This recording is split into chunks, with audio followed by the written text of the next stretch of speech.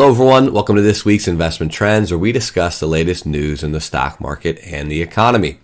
So for this week, we saw a couple big headlines as the government reopened, and early in the week, the market reacted positively to that news. However, as we are approaching Friday morning, on Thursday, we saw one of the worst days that we've seen in the market in over a month. This was led by a little bit of fear and a healthy reset in some of the artificial intelligence stocks.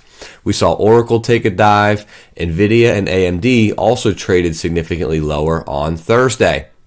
Most people believe that this is a healthy reset for some of these AI stocks and a little bit of concerns in how much these market returns are all pinned to AI.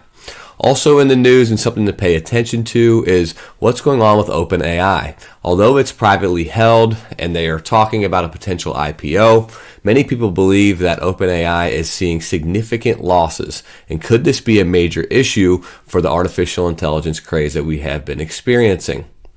As of Friday morning, all three major indexes are all pointed lower, and this could lead to a first weekly loss for the NASDAQ in over 7 weeks. The Dow, however, is still up slightly on the week at about 1%. The S&P could point positive at about 0.6%, but the NASDAQ is down about 1% on the week. Another thing to keep an eye on are some of the reports that we did not see during the government shutdown. So many economists think that we might not see those reports that we didn't see during the weeks that the government was shut down. Also, with the lack of news and some of the lack of data, many people are predicting that in their December meeting, the Federal Reserve may not cut interest rates. So there was about a 65% chance that the Federal Reserve would cut interest rates in December. However, the likelihood of that has dropped to about 52%. A couple of things to keep in mind on that is without some of the inflation data that they're reliant on, the Fed may wait and not change interest rates during their December meeting.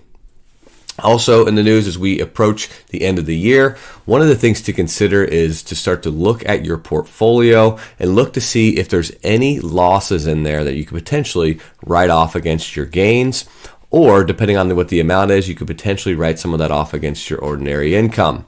So as we get closer and closer to the end of the year, tax planning becomes more and more critical as you start to shape out what your income landed on and also what some of your dividends, interest, and capital gains might look like. So that's all I've got for this week. If you have any questions or any stocks that you're following, please leave a comment below.